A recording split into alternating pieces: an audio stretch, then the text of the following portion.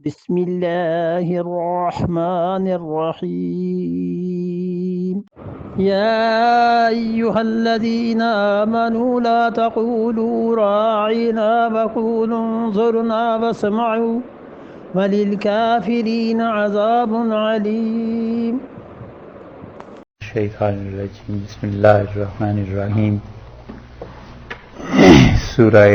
بقرہ کی پہلے پارے میں 104 آیات 103 آیات ہم پڑھ چکے الحمدللہ، اور اس کے بعد آج کی نشست یہ 104 نمبر آیت سے شروع کرتے ہیں، اور اللہ تعالی نے اس پورے رکوع میں جس مسئلے کو بیان کیا ہے وہ 3 چیزوں پر مشتمل ہے۔ ایک بات تو یہ ہے کہ اللہ تعالی نے اس میں یہودیوں کی جو سازش تھی، اور یہودی جس طرح چاہتے تھے کہ مسلمانوں میں ایسے کلمات رائج ہو جائیں، رواج پائیں، جن میں غیر محسوس طریقے پر نبی کریم صلی اللہ علیہ وسلم کی توہین یا شرک یا ایسی چیزیں آئیں۔ ایک تو اللہ تعالی نے اس میں ان کا رد کیا، اور دوسری چیز جس کو اللہ تعالی نے اس میں جس کا رد کیا ہے وہ یہ ہے کہ یہودیوں نے ایک بات کہی تھی، دعویٰ کیا تھا، اور ان کے 5 جو پورے الفاظ تھے، 5 ان کے جو فقرے تھے، ان میں سے ایک فقرہ اس رکوع میں بھی بالکل آخر پر آ گیا ہے کہ انہوں نے یہ دعویٰ کیا کہ جنت میں داخلے کے لیے یہودی یا عیسائیوں نے دعویٰ کیا کہ عیسائی ہونا ضروری ہے۔ اور درمیان میں ایک چیز اللہ تعالی نے ذکر کی کہ دیکھو یہ ساری باتیں، یہ ساری مباحث بنی اسرائیل اور یہودی اور اہل کتاب، یہ سب اپنی جگہ پر ہیں، لیکن اپنی اصلاح کے لیے اور اپنے آپ کو ٹھیک رکھنے کے لیے اور تعلق مع اللہ تمہارا قائم رہے اللہ کے ساتھ، اس کے لیے یہ ضروری ہے کہ نماز مت چھوڑ دینا، نماز نہ ترک کرنا، اس کو درمیان میں لے آئے۔ تو پورے رکوع میں یہ 3 چیزیں ہیں، اور اس رکوع میں 2 چیزیں اور بھی ہیں، ان کو سمجھنا ضروری ہے۔ ایک تو صحابہ کرام رضی اللہ عنہ کے متعلق ہے، اور یہ بہت بڑا اشکال اور بہت بڑا اعتراض ہے جو وہ لوگ اٹھاتے ہیں جنہیں صحابہ کرام رضی اللہ عنہ سے چڑ ہے، یا وہ سمجھتے ہیں کہ رسول اللہ صلی اللہ علیہ وسلم کی صحبت میں کوئی ایسی تاثیر اور کوئی ایسا کمال نہیں تھا۔ ایک وہ اور ایک نسخ کی بحث ہے۔ تو شروع یہاں سے فرمایا ہے کہ یا ایھا الذین آمنوا، یہ ازالہ ہے، یہاں سے شروع ہوتا ہے یہودیوں کی اس بات کا، اس سازش کا کہ جو وہ لوگ ایسے کلمات رسول اللہ صلی اللہ علیہ وسلم کے لیے کہہ رہے تھے، یا ایسے کلمات مسلمانوں میں پھیلانا چاہتے تھے جس سے کفر، شرک اور رسول اللہ صلی اللہ علیہ وسلم کی توہین علیہ باللہ یہ چیزیں آئیں۔ تو ارشاد فرمایا یا ایھا الذین آمنوا، اے لوگوں جو ایمان لائے ہو، لا تقولوا راعنا، رائنا مت کہا کرو۔ رائنا کا جو لفظ ہے یہ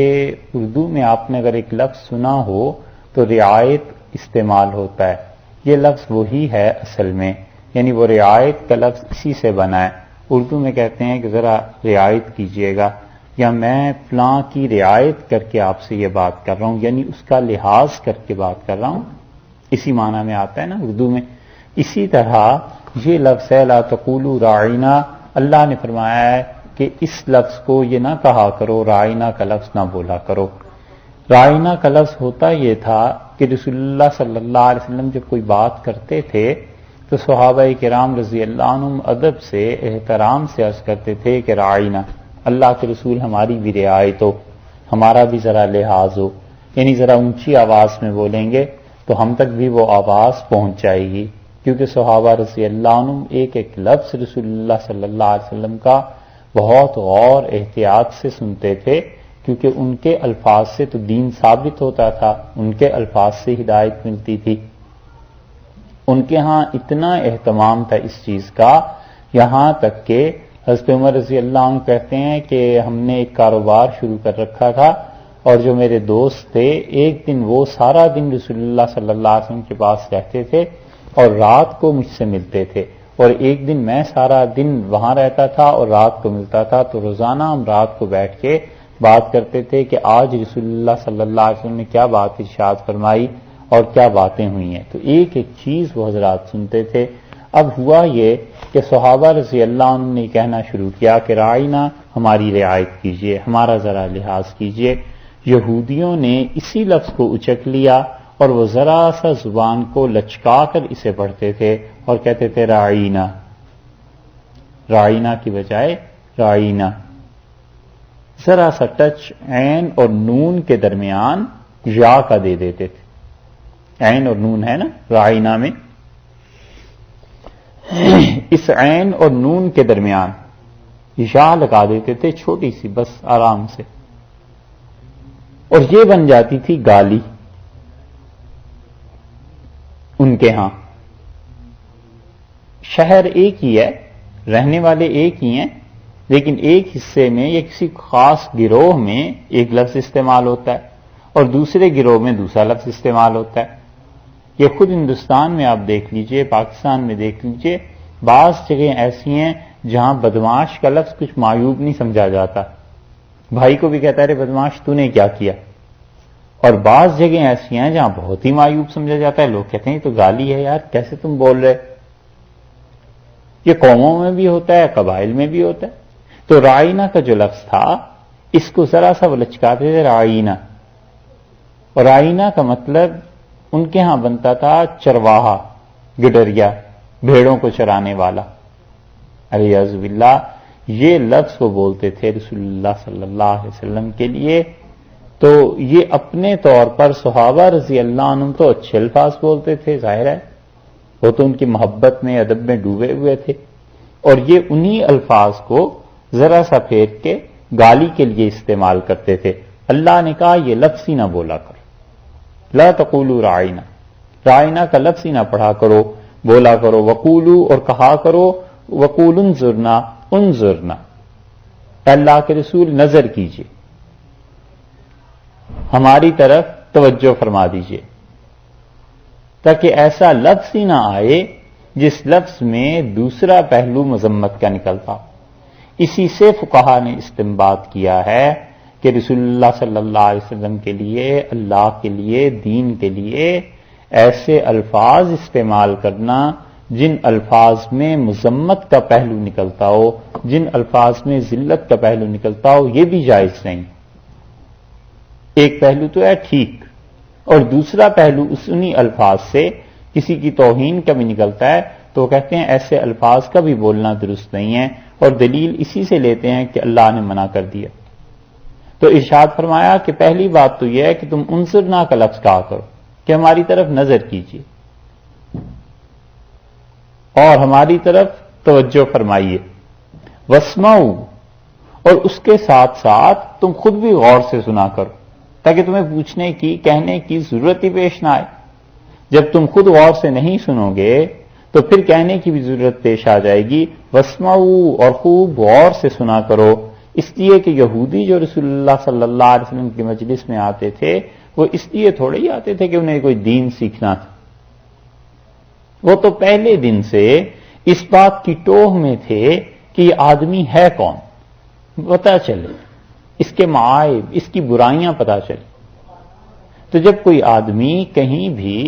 کسی اللہ کے نیک بندے کے پاس جاتا ہے تاکہ اس کی برائیاں پتہ چلیں اور پتہ چلے کہ حقیقت کیا ہے،